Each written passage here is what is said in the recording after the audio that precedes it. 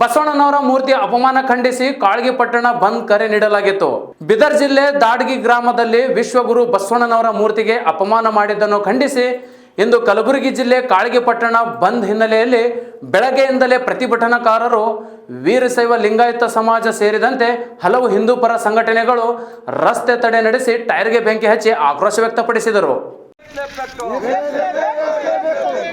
ಪಟ್ಟಣದ ಮಹಾಲಕ್ಷ್ಮಿ ಸಾವಿಗೆ ನ್ಯಾಯ ಸಿಗೋವರೆಗೂ ನಾವು ಬಿಡೋದಿಲ್ಲ. ಜವರಿಗೆ ಪಟ್ಟಣ ಮಹಾಲಕ್ಷ್ಮಿ ಸಾವಿಗೆ ನ್ಯಾಯ ಸಿಗೋವರೆಗೂ ನಾವು ಬಿಡೋದಿಲ್ಲ. ಏನೇ ಬರಲಿ ಯಾತಕ್ಕಾಗಿ ಹೋರಾಟ,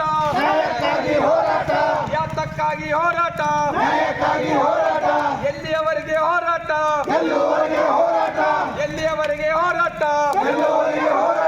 ಜವರಿಗೆ ಪಟ್ಟಣದ ಮಹಾಲಕ್ಷ್ಮಿ ಸಾವಿಗೆ ನ್ಯಾಯ ಸಿಗೋವರೆಗೂ ನಾವು ಬಿಡೋದಿಲ್ಲ.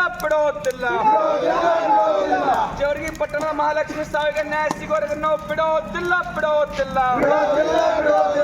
ವೀರಶೈವ ಲಿಂಗಾಯತ ಸಮಾಜದ ಮೇಲೆ ದಬ್ಬಾಳಿಕೆಯನ್ನು ಸಹಿಸುವುದಿಲ್ಲ. ವೀರಶೈವ ಲಿಂಗಾಯತ ಸಮಾಜದ ಮೇಲೆ ದಬ್ಬಾಳಿಕೆಯನ್ನು ಸಹಿಸುವುದಿಲ್ಲ.